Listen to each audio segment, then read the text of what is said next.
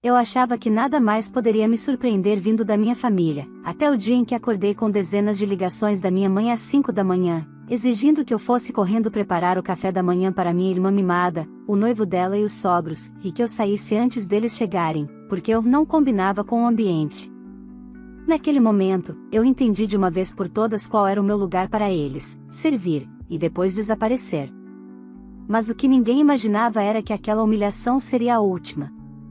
Eles achavam que podiam continuar me usando, pisando em mim e me detonando quando quisessem. O que eles não sabiam é que, naquele dia, eu decidi que seria a minha vez de assistir, e eles seriam os que iam cair. E foi exatamente isso que aconteceu. Olá, seja bem-vindo ao canal Histórias Surpreendentes. Curta e se inscreva nesse canal, aproveite e ative as notificações. Comente aqui de qual cidade você está assistindo, vou adorar saber e deixar um coração no seu comentário. Eu nunca vou esquecer daquela madrugada. Eram exatamente 5h02 quando meu celular começou a tocar sem parar, vibrando sobre a mesinha ao lado da cama, como se tivesse sido programado para me arrancar do pouco descanso que eu finalmente conseguirá ter. Na quinta chamada seguida, ainda com os olhos semicerrados, peguei o telefone achando que fosse alguma emergência. Mas bastou ouvir a voz da minha mãe para perceber que estava enganada. Camila, levanta agora e vem pra cá. Sua irmã está exausta, nós estamos cansados, e você precisa vir preparar o café da manhã. O noivo da sua irmã e os pais dele vão chegar às 8, e tudo tem que estar perfeito. Não quero desculpas. Arrume tudo e esteja fora da casa antes deles chegarem. Ela não perguntou se eu estava bem, se eu podia, se eu tinha compromisso. Não perguntou nada. Apenas deu ordens, como a vida inteira foi. Fiquei sentada na cama, com o telefone encostado no ouvido, sentindo o silêncio invadir o quarto depois da exigência absurda. O relógio marcava 5h05, e mesmo naquela hora eu não tive o direito de ser tratada como um ser humano. Na cabeça dela, meu papel sempre foi claro: eu existia para servir. Minha irmã Lara, a princesa perfeita, era quem merecia descanso, elogios, orgulho, investimentos, amor. Eu era a filha que resolvia problemas, a que era chamada quando algo precisava ser feito, e descartada assim que terminava. Respirei fundo, pela primeira vez sentindo um impulso diferente, como se algo dentro de mim tivesse acordado junto com a madrugada. E respondi: eu não vou.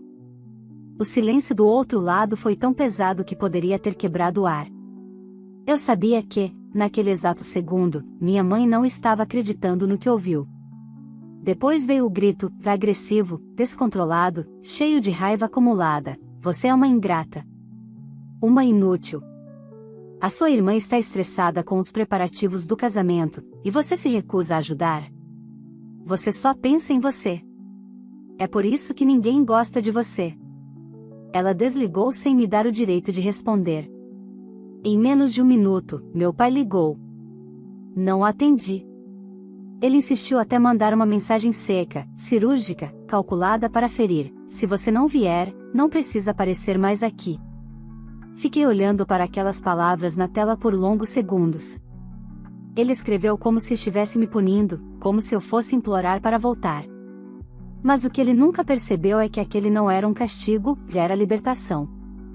Por alguns instantes, fiquei imóvel, absorvendo a sensação estranha de ter feito algo que eu nunca tinha ousado fazer: priorizar a mim mesma.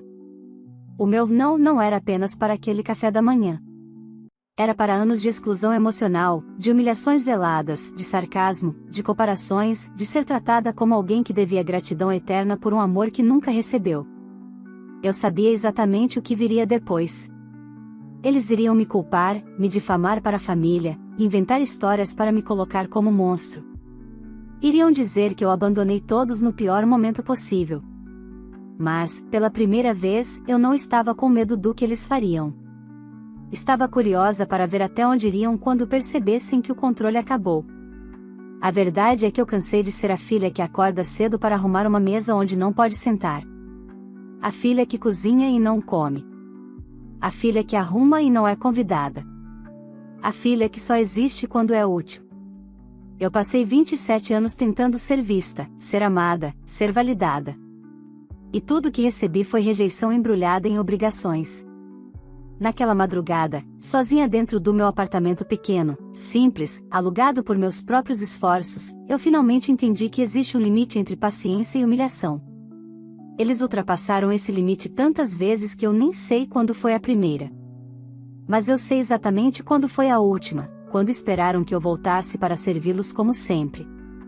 Foi naquele instante que uma nova versão de mim nasceu, silenciosa, estratégica, extremamente consciente do próprio valor. E eles jamais imaginariam o que significava ter perdido o poder que tinham sobre mim.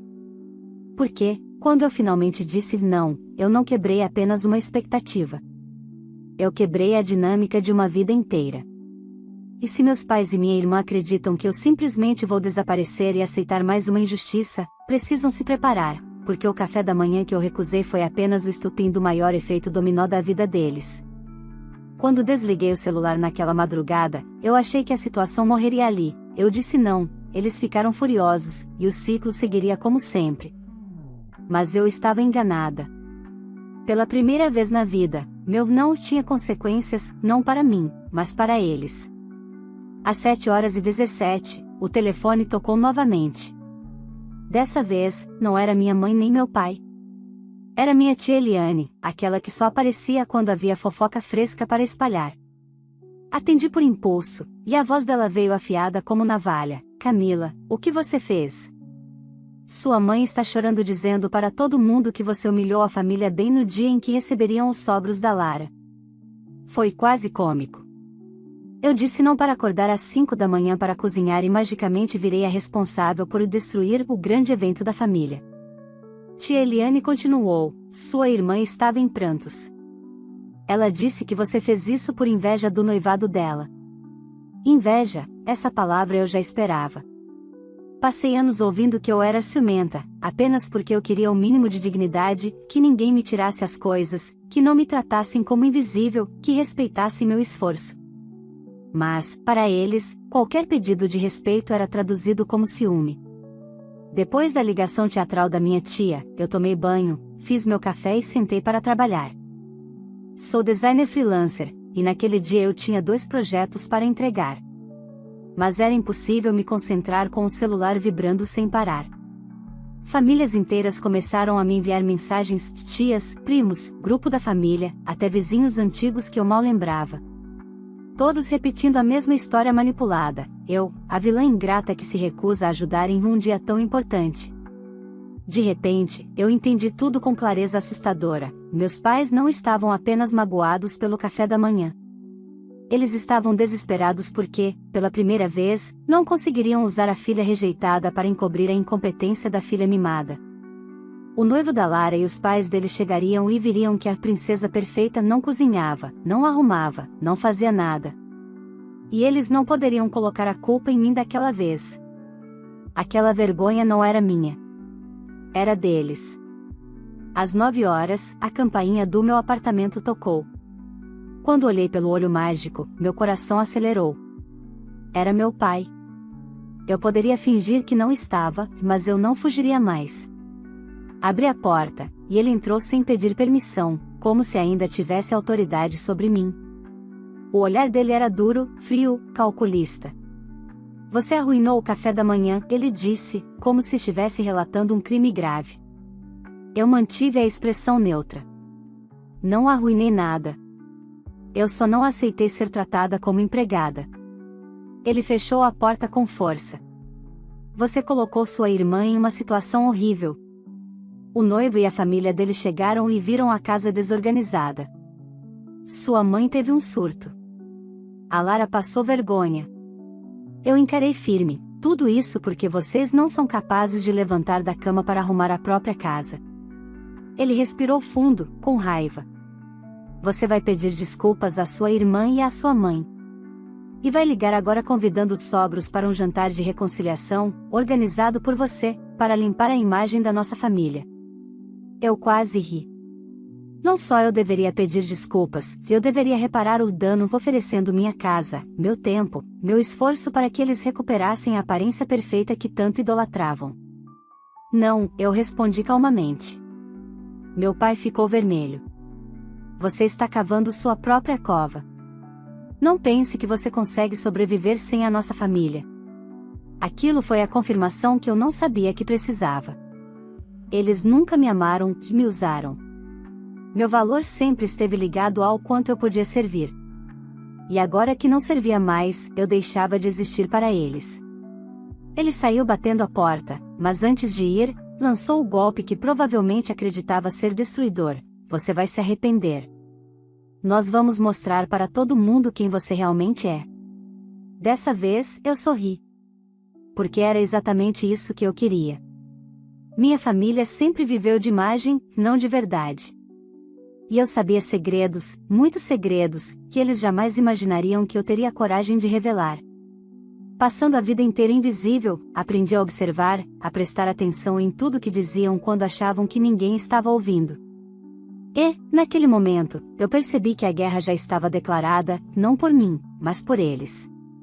A diferença é que, agora, pela primeira vez, eu estava preparada para vencer. Depois que meu pai saiu batendo a porta do meu apartamento, o silêncio ficou pesado, mas inesperadamente confortável. Pela primeira vez, eu estava vivendo uma situação de conflito sem me sentir culpada. E isso parecia libertador. Mas eu sabia que o que viria depois não seria simples. Minha família nunca aceitava perder. Eles iriam revidar, e eu precisava estar preparada. No início da tarde, decidi fazer algo que nunca tinha feito antes: entrei nas redes sociais da minha família. Eu nunca acompanhava nada deles, mas tinha certeza de que aquele café da manhã fracassado já havia virado espetáculo público. E eu estava certa. Minha mãe havia postado uma foto da mesa do café bagunçada, com pratos vazios, toalha torta, sucos ainda lacrados. A legenda era um golpe calculado: quando a gente mais precisa de apoio, é quando a verdadeira família se revela. Os comentários eram previsíveis: força, Deus vê tudo, tem gente que não merece o amor que recebe, e até filhos ingratos só dão desgosto.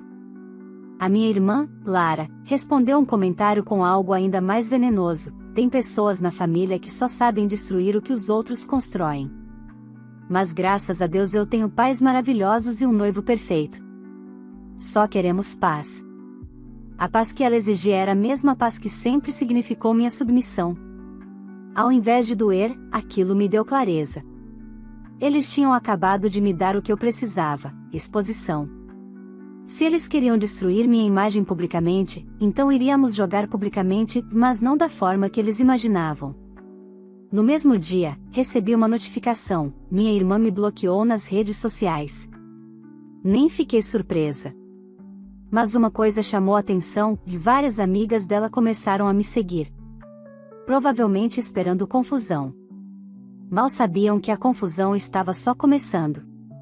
Às 18h20, minha prima Júlia me mandou um áudio curto, quase sussurrado: Camila, não fala que fui eu quem contou. Estão dizendo na família que você explodiu de ciúmes da Lara e que humilhou ela na frente dos sogros. Dizem que o casamento pode estar em risco por sua causa. Seu pai está furioso e sua mãe disse que vai fazer você pagar. Pagar. Era sempre essa palavra. Mas dessa vez, eles é que iam. Quando desliguei o áudio, meu celular começou a tocar. Era o número do meu trabalho. E eu gelei. Atendi tentando parecer tranquila.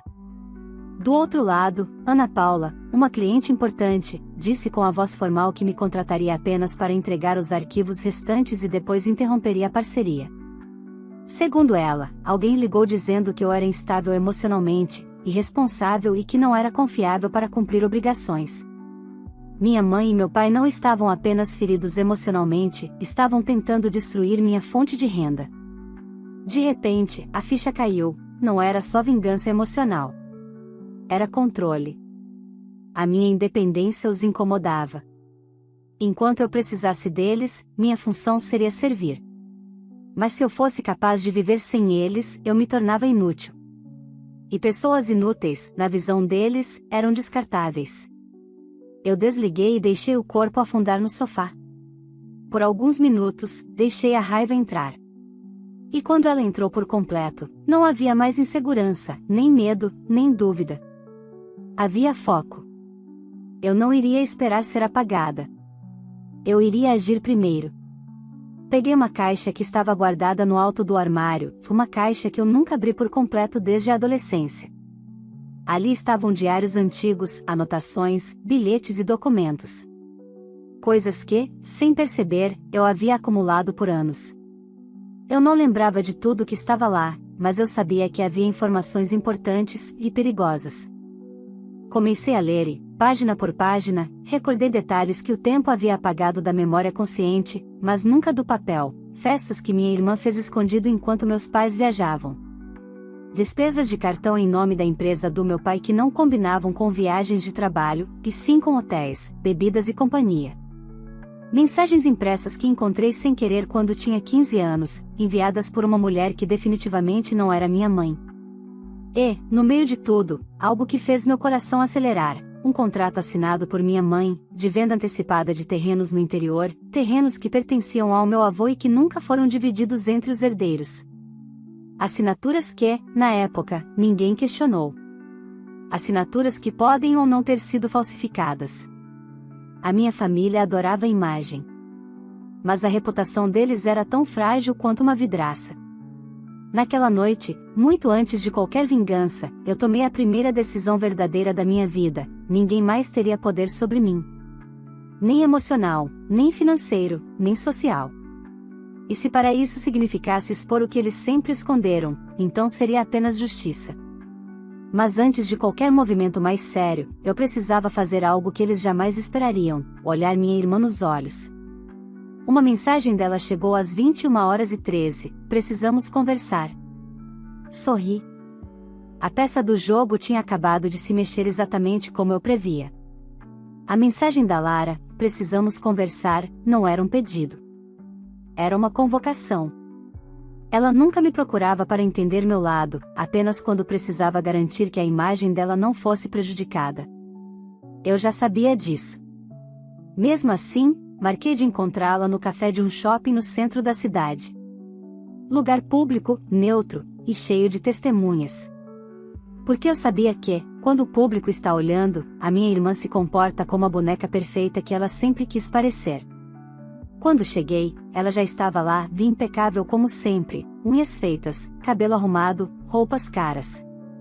Nem parecia a mesma pessoa que, quando éramos pequenas, me trancava no quarto chorando enquanto recebia elogios dos meus pais por nunca dar trabalho. Ela fez uma expressão dramática assim que me viu, como se tivesse sido traída na novela das 9. Camila, eu estou muito magoada com você, ela começou, exatamente como eu esperava. Por você não ter levantado para cozinhar, perguntei com ironia. Ela suspirou, indignada. Não foi sobre cozinhar. Foi sobre você nos deixar na mão num momento importante. Eu contei com você. Sempre contei com você. Essa frase me atingiu como um soco de lucidez. Sempre contei com você. Sim, ela contou comigo, porque eu servia, porque eu resolvia, porque eu era conveniente. Nunca por amor, nunca por respeito. Você não contou comigo, respondi calmamente. Você me usou. A expressão dela tremeu por um segundo, como se eu tivesse interrompido um roteiro ensaiado dezenas de vezes. Camila, não vamos transformar isso em drama. O estrago já foi feito. Eu e o Daniel tivemos que passar vergonha na frente da família dele, e eu estou tentando consertar o que dá. Eu quase ri. Lara não estava ali por saudade da irmã, que estava ali para proteger o casamento dela. Vamos ser diretas, ela continuou, baixando a voz. Nossos pais estão furiosos. E você sabe como eles ficam quando alguém desobedece. Você não quer que eles sigam por esse caminho. Eu entendi o que ela estava insinuando. Eles fariam qualquer coisa para manter a fachada de família perfeita, e inclusive me destruir publicamente. Ou pior. Então vocês querem que eu peça desculpas, concluí. Sim. Publicamente, ela confirmou sem piscar. E que faça um jantar na sua casa para os pais do Daniel, para mostrar que você não teve intenção de ofender. Era inacreditável. Eles realmente achavam que podiam me atacar, me humilhar, me isolar e ainda assim exigir que eu limpasse a imagem deles. E se eu me recusar? Perguntei, sabendo que a resposta seria reveladora. A máscara de boa moça lhe escorregou por um instante, e a verdadeira Lara apareceu, fria, arrogante, acostumada a ter tudo nas mãos. Então a família toda vai saber quem você realmente é. Quem você sempre foi. E ninguém mais vai querer falar com você, trabalhar com você ou conviver com você. Era uma ameaça. Clara, direta, cruel. Eu respirei devagar. Lara, você lembra quando eu tinha 17 anos e vocês disseram para a família que eu repeti de ano porque era irresponsável? Ela franziu a testa. E daí?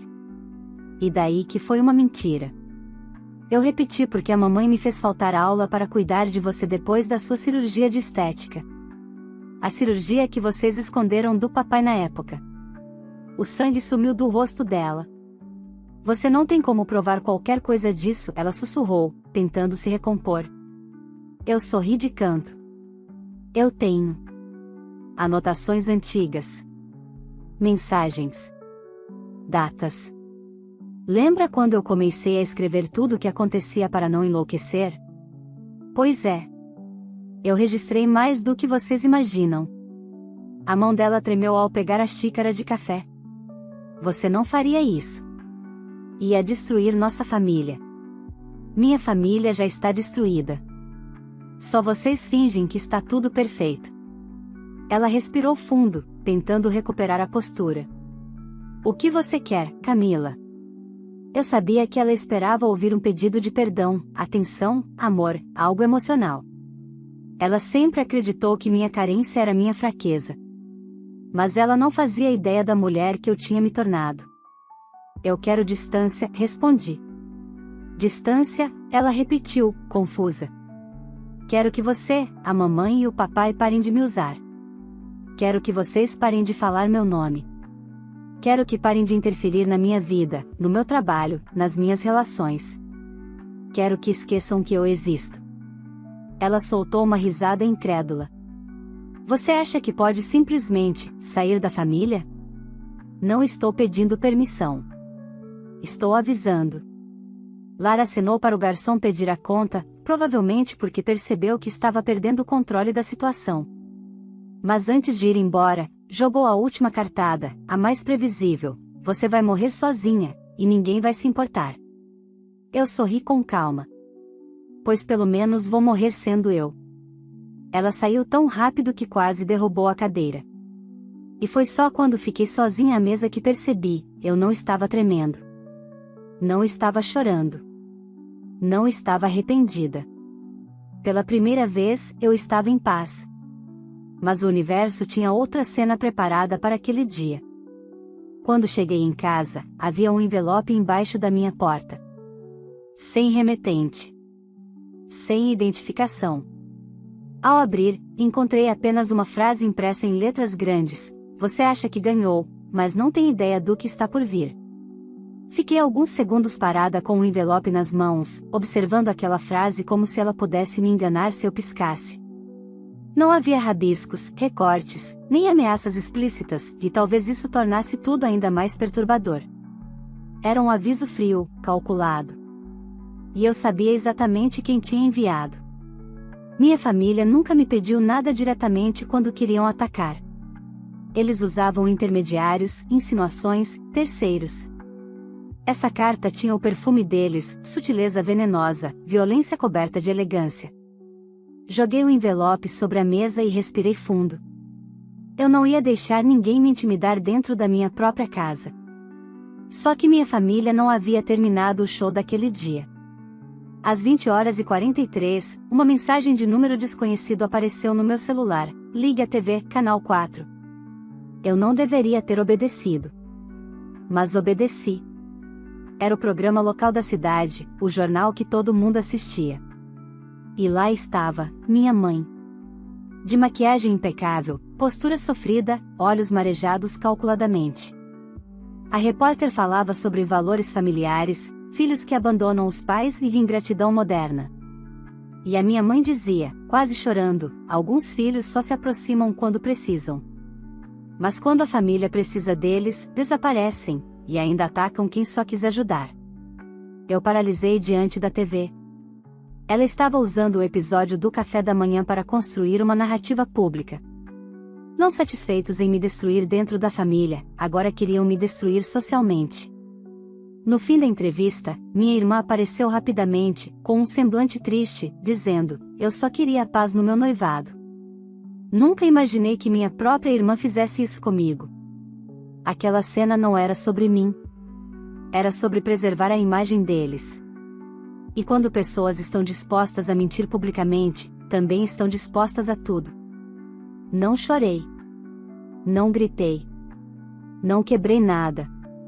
Eu apenas desliguei a TV e sentei. Eles tinham declarado guerra numa escala que nem eles compreendiam. Só que, dessa vez, eu não era mais a adolescente emocionalmente frágil que aceitava qualquer coisa calada. Peguei minha caixa de documentos mais uma vez. Desta vez, com objetivo. Separei algumas coisas, apenas o suficiente para fazer barulho se necessário, comprovantes de cirurgias estéticas da Lara pagas com dinheiro empresarial do meu pai. Registros de festas clandestinas organizadas por ela quando era menor de idade, enquanto se passava como menina perfeita. Fotos e datas de viagens do meu pai com uma mulher que não era minha mãe, durante um período em que minha mãe estava internada após uma crise emocional. Conversas impressas da minha mãe sobre ter passado os terrenos para o meu nome antes que seus irmãos metessem o bedelho. E o pior de tudo, uma gravação, feita quando eu tinha 19 anos, que eu tentei esquecer pela vida inteira. Uma discussão entre meus pais, onde meu pai dizia: "Se não fosse a Lara, eu já tinha ido embora dessa casa faz tempo. A Camila nunca deveria ter nascido." Eu nunca mais fui a mesma depois daquela noite. E eu nunca tinha ouvido essa gravação de novo até agora. Aquele momento não me feriu, me marcou. Porque eu não ouvi a gravação com a dor de uma filha rejeitada.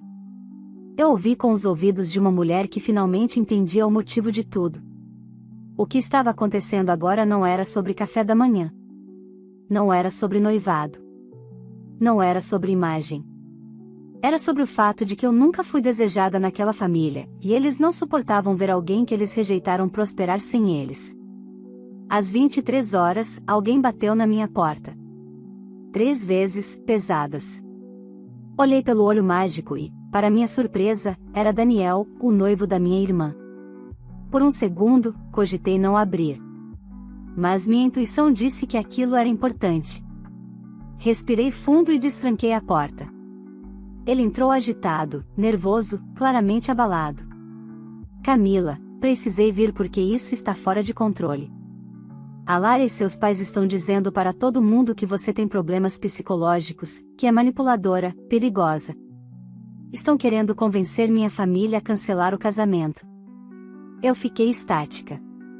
Eu sabia que eles eram capazes de destruir minha reputação, mas destruir o futuro da própria filha por vingança?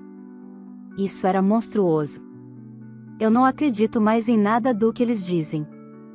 Eu vi como trataram você. Eu vi como te apagaram da foto da família no domingo antes de tudo isso. Eu até imaginei que você tivesse ido embora da família faz tempo. Como você aguentou tanto? Aquela pergunta veio como um soco. Eu não tinha resposta. Ele continuou: "Eu vim porque você precisa saber que estão planejando algo grande. Sua mãe vai entrar com uma ação na justiça afirmando que você é emocionalmente instável e precisa de tratamento. Ela quer tutela sobre você. Quer tomar decisões financeiras e pessoais em seu nome. Diz que é por amor. Mas você sabe a verdade." Eu fechei os olhos. Agora estava claro. O objetivo final não era apenas minha submissão. Era meu controle completo. Daniel colocou as mãos nos bolsos e respirou, como se estivesse tomando coragem. "Tem mais uma coisa. Eu acho que quero cancelar o casamento." "Não por minha causa", adiantei. "Não", ele respondeu. "Por causa da pessoa que a Lara realmente é." Eu nunca teria visto se tudo isso não tivesse acontecido. Eu absorvi suas palavras em silêncio. Não senti satisfação, senti verdade.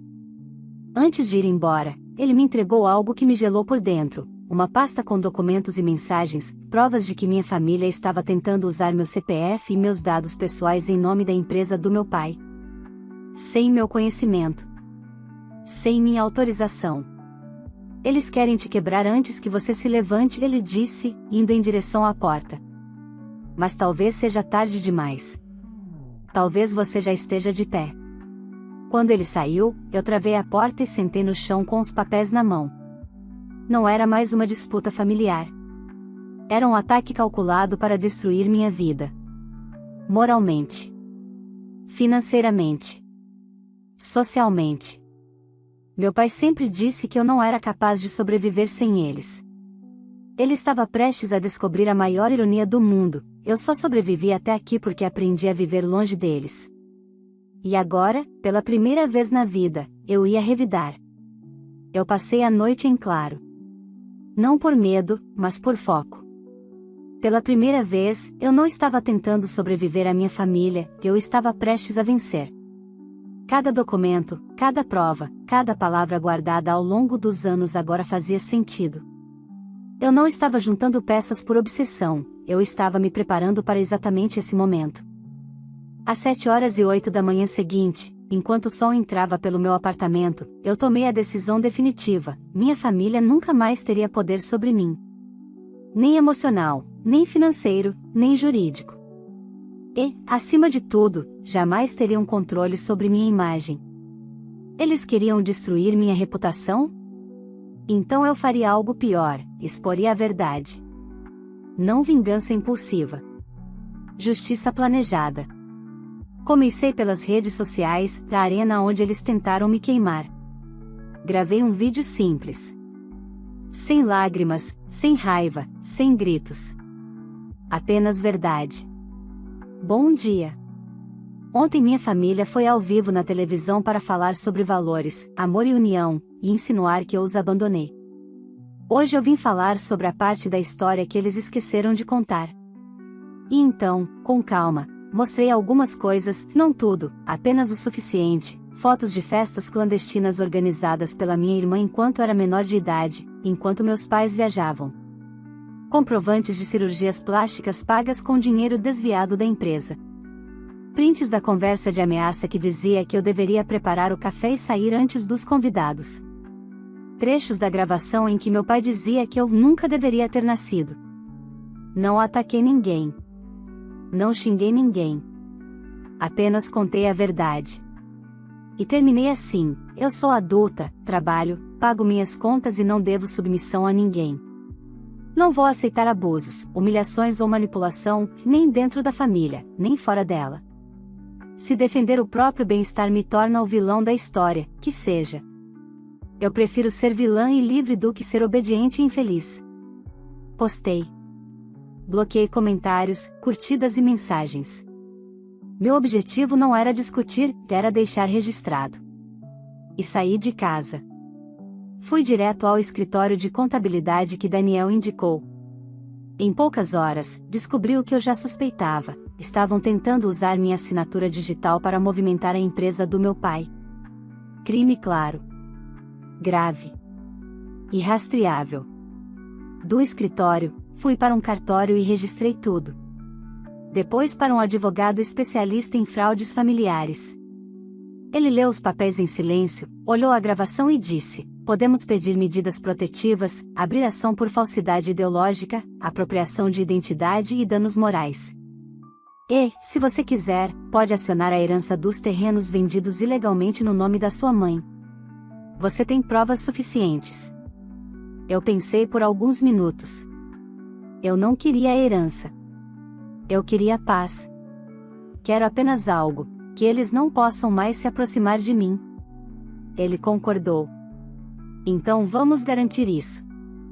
Saí do escritório com uma sensação estranha, não de alívio, mas de reconstrução. Levei anos para aceitar que jamais teria dos meus pais o amor que eu desejava. Mas naquele dia eu entendi: o amor que eu precisava era o meu. À tarde, enquanto eu estava sentada em uma cafeteria esperando o advogado finalizar os documentos, uma notificação apareceu no celular: 300.000 visualizações. Em menos de 2 horas. O vídeo tinha viralizado. Eu não estava preparada para o impacto. No começo, pessoas que eu nunca vi começaram a mandar mensagens de apoio. Outras, que viveram histórias parecidas, contaram suas dores. A mesma tia que me acusou ontem agora mandava mensagem pedindo para eu apagar tudo para o bem da família.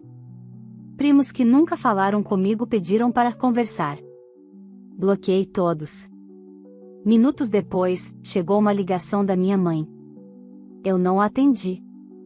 Ela ligou 9 vezes. Meu pai mandou áudio. Apaguei sem ouvir. Lara mandou mensagem dizendo que eu estava destruindo a vida dela. Eu ri sozinha. Porque era exatamente isso que sempre aconteceu comigo, só que em silêncio. Meu vídeo não destruiu ninguém. Apenas tirou o tapete onde eles escondiam a sujeira. À noite, tocaram minha campainha. Olhei pelo olho mágico. Minha mãe. Chorando. Desesperada. Soluçando, gritando que precisava entrar, que precisava se explicar, que eu tinha arruinado o casamento da Lara, que eu tinha acabado com a imagem da família. Eu permaneci em silêncio do outro lado da porta. Ela insistiu por longos minutos, até a voz ficar mais baixa, mais contida, e finalmente se transformar em veneno puro. Você vai pagar. Você sempre paga. E então foi embora. Mas pela primeira vez eu sabia que não era verdade. Eu não pagaria mais nada por eles. 2 semanas depois, recebi confirmação da justiça, medida protetiva aprovada. Proibição de contato direto ou indireto. Denúncias de identidade fraudada encaminhadas. Investigação sobre bens herdados iniciada. O telefone ficou em silêncio. A TV também. De repente, meu nome desapareceu da boca da minha família, não por amor, mas por medo. Eu aprendi, finalmente, o que ninguém me ensinou: não é o sangue que faz uma família. É o respeito. Hoje, enquanto escrevo isso sentada na varanda do meu novo apartamento, muito maior, muito mais bonito, comprado inteiramente com o meu trabalho, eu sinto algo que nunca senti antes: paz. Não tenho saudade. Não tenho arrependimento. Não tenho vontade de voltar atrás. Não sinto falta da minha mãe. Não sinto falta do meu pai. Não sinto falta da minha irmã. E não é porque eu me tornei fria. É porque eu finalmente me tornei livre. Eles continuam existindo, no passado. Mas eu não moro mais lá. Eu não ganhei uma família. Mas ganhei a mim mesma. E isso é muito melhor. Se você ouviu essa história até o final, eu quero saber a sua opinião. Você acha que a filha fez certo em finalmente se afastar da família que sempre a humilhou? Você teria feito o mesmo no lugar dela, ou teria agido diferente? Comenta aqui embaixo, eu adoro ler cada opinião de vocês.